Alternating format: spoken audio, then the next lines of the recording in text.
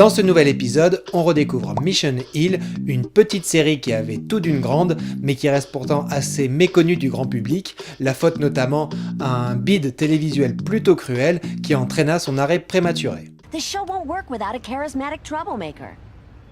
What about him? Not bad. Sort of a cross between Eddie Vedder and Chuck Barris. Hey you, come here. Yeah? How would you like to be on the real world? What, me? Come on, I'm not MTV material. Hell, I'm barely WB material. And that is exactly my point. Ce gars-là, en train d'être recruté pour une émission de télé-réalité, c'est Andy French, le héros de Mission Hill. Il a 24 ans et c'est un glandeur professionnel qui ne rate pas une occasion de faire le malin. Sauf qu'ici, lorsqu'il ironise sur sa légitimité à être un personnage digne de Warner Bros, il ne croit pas si bien dire, car c'est cette même Warner qui scella le sort de Mission Hill au début des années 2000, mais ça, on y reviendra un peu plus tard. Le cartoon n'a donc compté qu'une saison de 13 épisodes. Il a été imaginé par Bill Oakley et Josh Weinstein, un duo assez connu dans le monde de l'animation aux États-Unis, puisqu'ils ont été notamment scénaristes des Simpsons entre 1992 et 1997, et ils ont même été showrunners des saisons 7 et 8, soit un peu une époque que beaucoup considèrent comme étant l'âge d'or de cette série. Mais au bout d'un moment, ils avaient des envies d'indépendance, et surtout ils voulaient développer et créer des personnages ainsi que des thématiques en rapport avec l'adolescence, ou du moins le monde des jeunes adultes, chose qu'ils ne pouvaient pas vraiment faire dans le show de Matt Groening, où les personnages sont globalement soit des enfants, soit des adultes de plus de 35 ans. How should I say this? I was manipulating myself to pornography My brother! in the grocery store. Okay. Mission Hill, c'est le nom d'un quartier fictif où on suit la vie d'Andy French, un jeune homme qui aimerait devenir auteur de bande dessinée, mais qui est beaucoup trop feignant pour s'y mettre vraiment. Il est donc obligé de bosser en parallèle en tant que vendeur dans un magasin de literie spécialisé dans les lits à eau. C'est un célibataire convaincu et il vit en colocation avec Jim et Posey. Mais un beau jour, sa routine de glandeur va être perturbée par l'emménagement dans l'appartement de son petit frère Kevin, 17 ans, un geek enthousiaste et brillant à l'école. Mom, Dad, and I went to see Il Postino, and Shut up. You are so lame. Shut up. maybe you should shut up. No, you! I'm not the one who's... Bill Oakley et Josh Weinstein ont créé un cartoon qui se rapproche vachement de l'esprit des sitcoms, puisqu'on va suivre les aventures d'un groupe d'amis qui se retrouvent souvent au même endroit. Ici, ça va être l'appartement d'Andy. Bon, bien sûr, il va se passer plein de choses en dehors de cet appartement, mais ça va rester vraiment le lieu de convergence incontournable. Et comme toute bonne sitcom, Mission Hill va plus ambitionner de développer ses personnages et leurs relations plutôt que les scénarios qui vont être assez classiques et ne vont pas avoir cette volonté de créer des intrigues très complexes. Et donc en premier lieu, ce dessin animé vaut le détour parce que ses personnages sont excellents. Et malgré le peu d'épisodes qui ont été diffusés, on s'attache à eux car ils sont bien écrits. Bien écrits dans le sens où ils sont nuancés et ne reposent pas uniquement sur leurs stéréotypes. Bon, ça reste tout de même des personnages de fiction et ils sont donc réductibles à un trait de caractère facilement identifiable. On l'a dit, il y a Andy le branleur, Kevin le geek, mais aussi Jim le pote déphasé, Posey la hippie écolo, on pense également à Gus et à son caractère ronchon, à Wally plus anxieux, ou encore à Nathalie et Carlos, le couple de bobos artistes. Pour autant, ça ne va pas les empêcher d'avoir des comportements qui ne répondent pas systématiquement à ces grilles de lecture, ce qui va automatiquement leur donner un côté un peu plus complexe et surtout plus attachant. Et d'autant que ces nuances sont amenées assez naturellement, chose qui n'est pas l'adage de toutes les séries qui ont parfois et même souvent tendance, pour des besoins scénaristiques, à faire évoluer leurs personnages de façon vachement artificielle ou vachement abrupte. Prenons l'exemple d'Andy.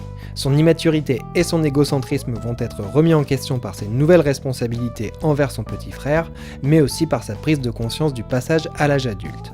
Je parle par exemple du très bel épisode 12 qui approfondit leur relation fraternelle. 2 birthday parties in one night. Think you can handle it? Mom and Dad never did that for me. Thanks. Jim est un autre exemple de personnage qui va transcender son stéréotype. Incarnant d'abord le mec qui se fout de tout et est complètement à l'ouest, on va apprendre à mieux le connaître dans l'épisode 7 où on découvre sa vie en dehors de l'appartement et son attachement à Andy, son ami d'enfance qu'il va essayer de sortir de la mouise. Sans oublier le couple Gus-Wally qui est aussi super intéressant. Déjà c'est assez rare de voir un couple homosexuel dans un cartoon, mais en plus pour le coup leur relation n'est pas cliché. C'est un couple en apparence incompatible qui passe beaucoup de temps à s'engueuler, mais qui nous réserve aussi de chouettes moments d'émotion comme dans l'épisode 13. Will you look at that?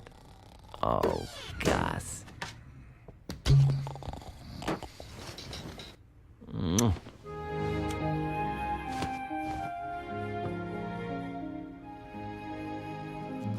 Les deux auteurs sont donc assez fortiches pour s'approprier les codes de la sitcom tout en développant des personnages plus subtils qu'ils en ont l'air.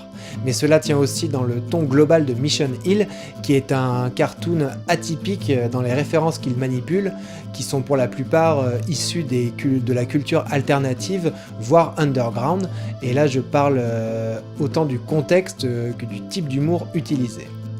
Commençons par ce dernier point. Mission Hill est un dessin animé très drôle. Pour autant, il n'enchaîne pas les gags ou les punchlines.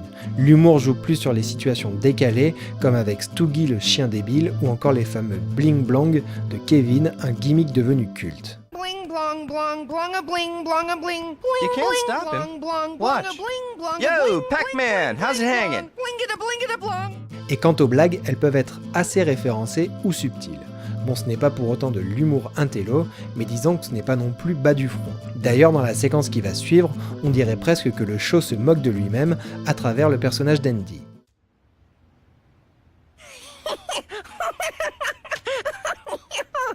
Okay. Why is that funny? Because she's touching the meat? No. It is a satire of people who say Kafkaesque when a situation is not Kafkaesque. Well, it would be funnier if the caption said, "Please, no meat touching, ma'am." En fait, cet humour évoque assez logiquement les Simpsons, mais il me fait aussi beaucoup penser à l'esprit de Daria, le cynisme en moins peut-être. D'ailleurs, le contexte est assez similaire à Daria, et nos protagonistes font partie de cette génération de l'Amérique alternative des années 90. Culturellement, les références sont partout, et notamment au niveau musical. Ici on voit le musicien Beck, la voix de Gwen est interprétée par la guitariste des Go-Go's, et le générique est une chanson de Cake, un excellent groupe californien au style purement années 90.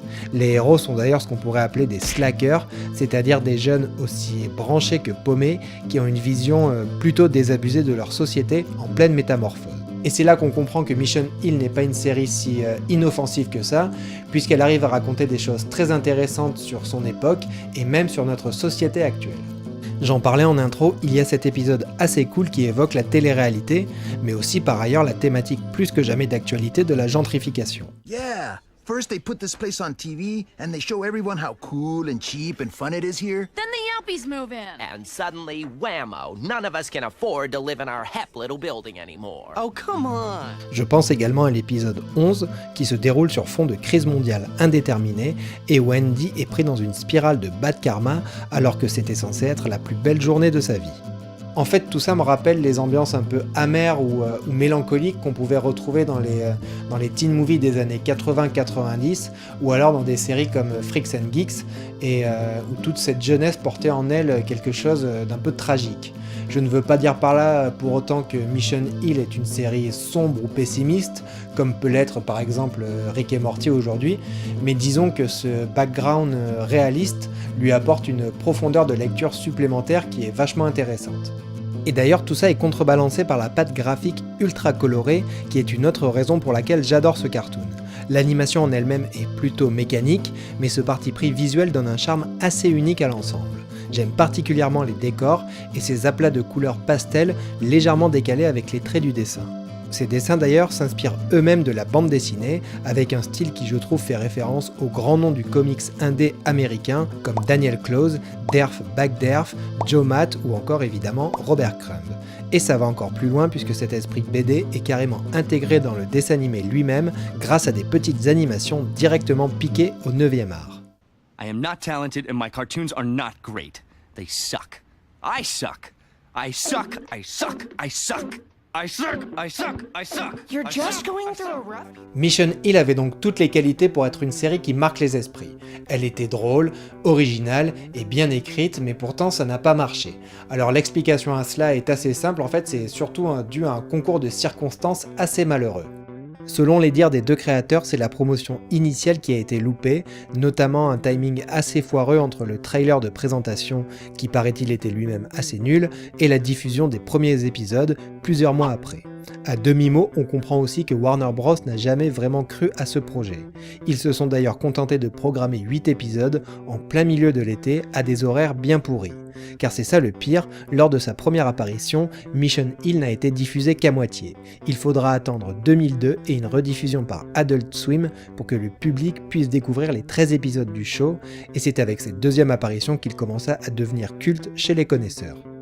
Il reste donc cette frustration assez terrible qui entoure Mission Hill, et notamment ce sentiment que les auteurs avaient beaucoup de choses à nous raconter. Car le plus dur dans tout ça, ce n'est pas que la série soit courte, mais c'est qu'elle était encore pleine d'ambition. Car quand je vois à quel point j'ai pu m'attacher à ces personnages et à leur petite vie en l'espace de 13 épisodes, je me dis que la série n'aurait pu être que géniale si elle avait duré plus longtemps.